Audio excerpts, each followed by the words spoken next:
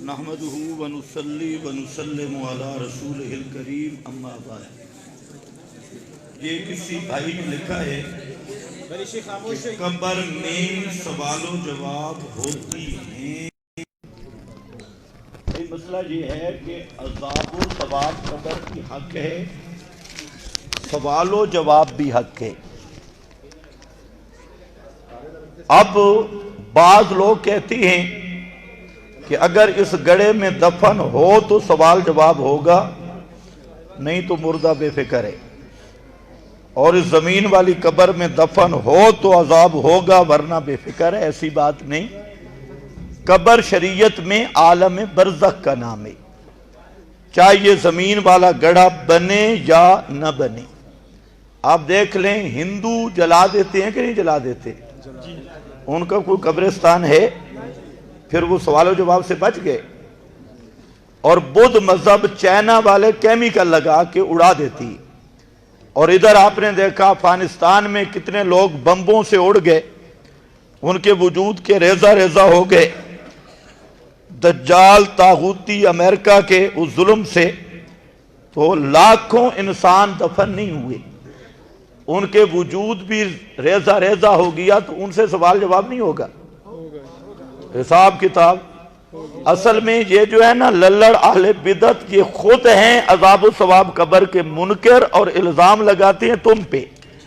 ہم کہتے ہیں کہ ہر میت کے لیے عذاب و ثواب قبر حق ہے، سوال و جواب قبر حق ہے، جن سے اللہ چاہتا ہے۔ شہداء، انبیاء، امام الانبیاء، اس طرح کے بعض افراد اس سے مستثنی ہیں۔ باقی عذاب و ثواب قبر پر حق ہے، لیکن قبر سے مراد کیا ہے؟ عالم برزخ، عالم غیب، جس کا اصل تعلق روح کے ساتھ ہے۔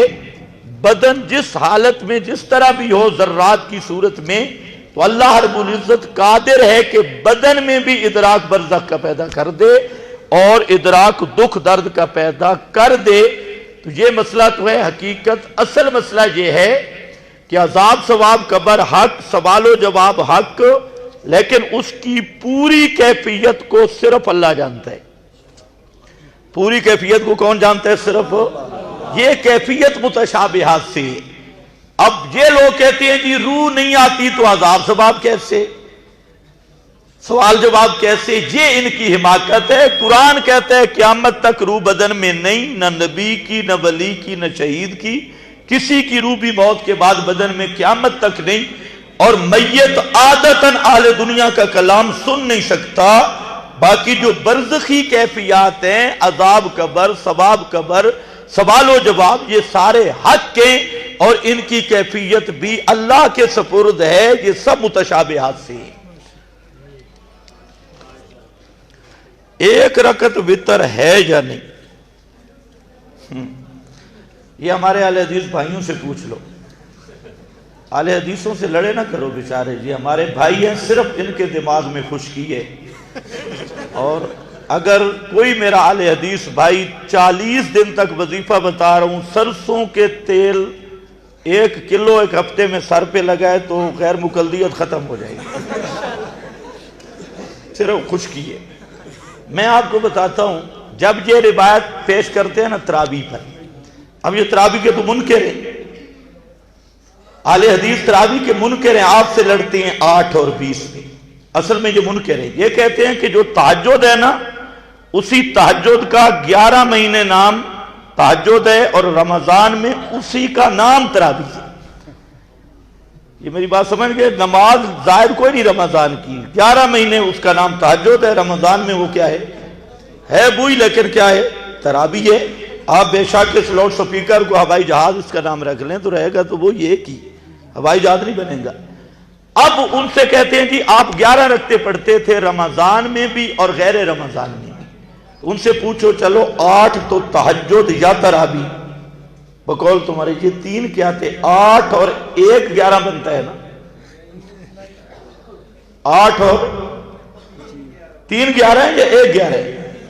یہ 3 کیا تھے؟ یہ 3 بتر ہی ہے نا، لیکن دماغ خشک ہو تو الگ بات ہے۔ اصل بات یہ ہے کہ جفت وہ ہوتا ہے جو پورا پورا تقسیم ہو جائے، اور طاق وہ ہوتا ہے جو پورا تقسیم نہ ہو۔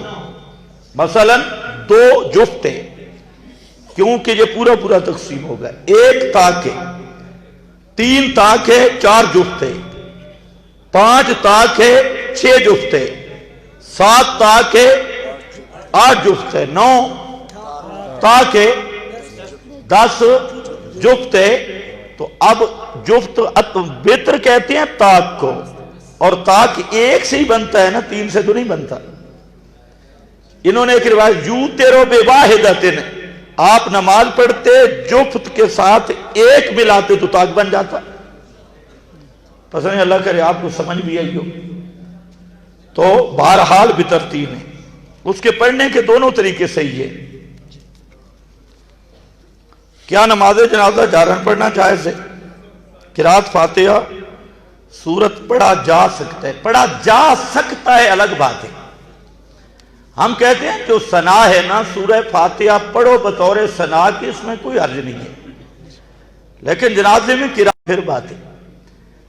اور بخاری میں حدیث ہے، حضرت عبداللہ ابن عباس نے ایک جنازے پہ فاتحہ پڑھی، اس پر اشکال ہوا کہ جنازے میں فاتحہ کیسی؟ تو حضرت نے وضاحت کرنی پڑ گئی، لِتَعْلَمُوا أَنَّهَا سُنَّةٌ، سنہ نہیں سنتن نکرہ ذکر کیا، تاکہ میں نے اس لیے فاتحہ پڑھی تاکہ تمہیں پتا چلے کہ ایک طریقہ جنازے کا یہ بھی ہے، جنازے کا ایک طریقہ یہ بھی ہے سنتن۔ تو ہم بھی کہتے ہیں کہ جنازے میں اگر ثنا کی جگہ بطور ثنا کے اگر کوئی فاتحہ پڑھ لے تو اس میں کوئی حرج نہیں، لیکن یہ کہنا کہ سورت اور فاتحہ کی قرات کے بغیر جنازہ نہیں، اس پہ دلیل درکار ہے، دلیل تم دے دو تو ہمیں کیا تکلیف ہے، ہم سبحانک اللہم پڑھتے ہیں تو فاتحہ اور سورت بھی پڑھ لیں گے، کوئی اتنا مشکل تو نہیں ہے، لیکن اس پہ دلیل دینی ہوگی، قیاس نہیں چلنے دیں گے۔ کیا ذکر کے لیے کوئی دن مقرر کر کے اجتماعی طور پر کیا جا سکتا ہے؟ بھائی دیکھیں، ذکر جو ہے نا، ذکر محمود ہے، بشرط ذکر عبادت ہے، اور ہر عبادت کے لیے شرط ہے محمد مصطفیٰ کی اتباع۔ اس لیے ذکر کے لیے اپنی طرف سے کچھ حیات بنانی، مجالس بنانی، اور ذکر جاری کی مجالس، پھر ان کی طرف دعوت، اس میں کئی قسم کی بدعات شامل ہیں، صرف ایک قسم کی نہیں۔ اور یہ کوئی میری بات نہیں، امام ابو حنیفہ رحمت اللہ علیہ جو حنفی ہے وہ تو کبھی یہ غلطی نہیں کر سکتا، امام صاحب نے تو صاف تصریح کی ہے کہ ذکر بالجار بدعت ہے، اور انہوں نے یہاں تک کہا کہ ایک آدمی کی تکبیرات، عید کی جو تکبیرات ہوتی ہیں وہ نمازیں رہ گئی، تو بعد میں وہ تکبیرات عید کے ان تشریق کے ایام کے بعد قضا کرے گا، تو امام صاحب کہتے ہیں کہ وہ تکبیرات نہیں کہے گا کیونکہ وہ اپنے موارد تک بند ہیں، اور اصل ذکر میں ایک خفا ہے۔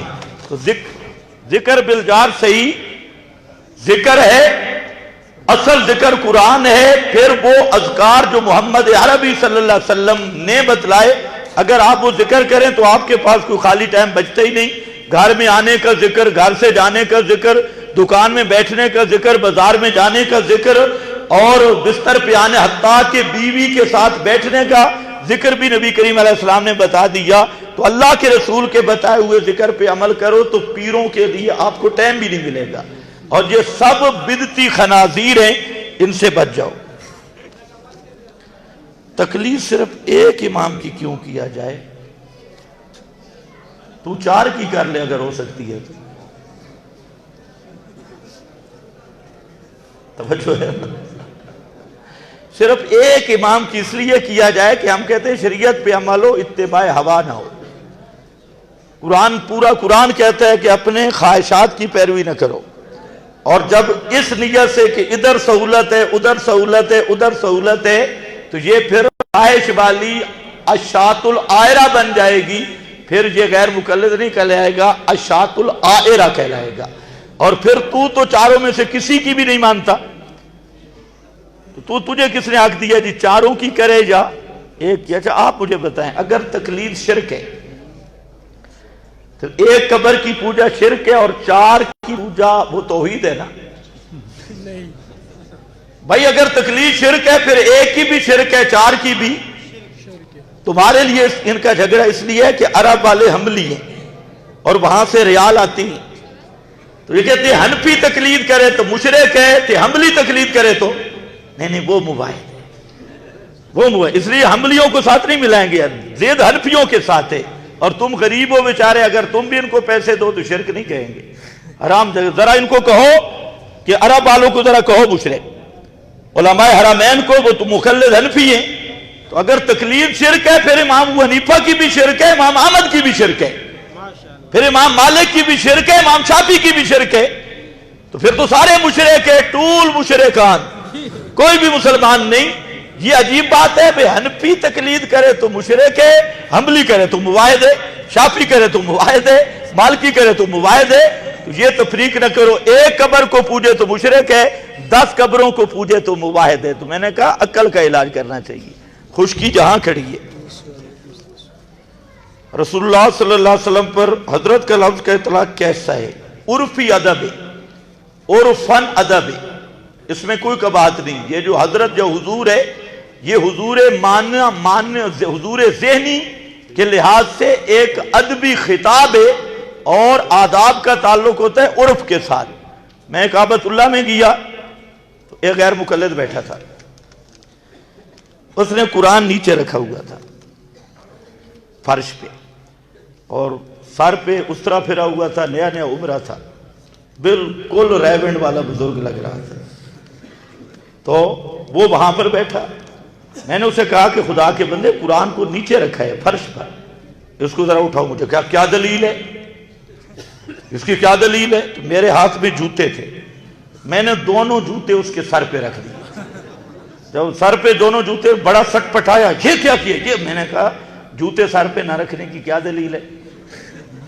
پھر میں نے اسے کہا کہ ادب کا تعلق عرف کے ساتھ ہوتا ہے۔ یہ جو سر کہتی ہیں، جناب کہتی ہیں، حضرت کہتی ہیں، شیخ کہتی ہیں، تو یہ سارے عرفی خطابات ہیں، ورنہ تو صحابہ ایک دوسرے کو محدث بھی نہیں کہتے تھے۔ حافظ الحدیث کسی صحابی نے اپنے آپ کو کہلوایا حافظ الحدیث؟ حافظہ اللہ وہ لکھتے تھے، ساتھ شیخ لکھتے تھے۔ یہ ساری تمہاری اصطلاح، تو یہ عرفی آداب ہے۔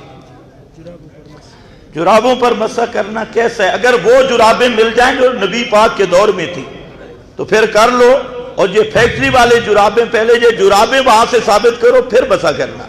تو تمہاری جرابیں آپ کے دور میں ثابت نہیں ہیں، پرانی جرابیں لے کے آؤ، ورنہ یہ قیاس بنے گا، اور قیاس کرنا تمہارے نزدیک شیطان کا کام ہے، تو سردی سے بچنے کے لیے کیوں ابلیس بنتے ہو؟ بس دعا آپ کریں گے۔ ربنا